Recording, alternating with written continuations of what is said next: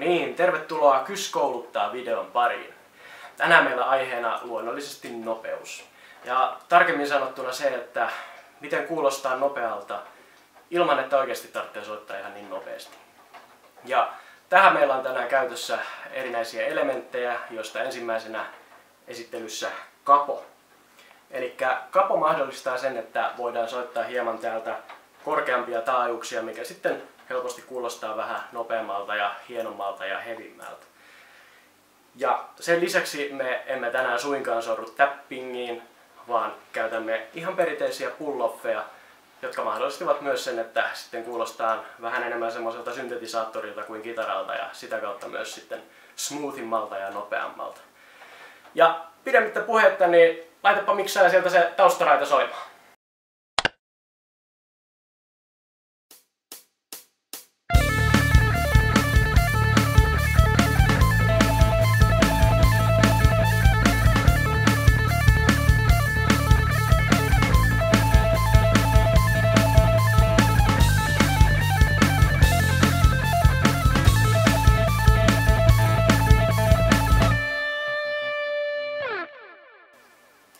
No niin, sehän kuulosti aika hyvältä, mutta tehdään tästä vielä vähän mielenkiintoisempaa, eli seuraavaksi otetaan harmonia mukaan.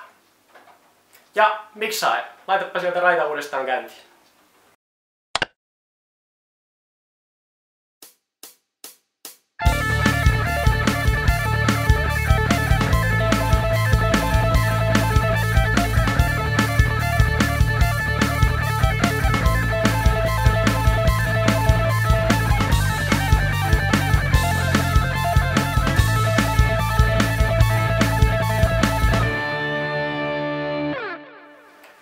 No niin, tässä oli meidän Kys kouluttaa videomme tänään.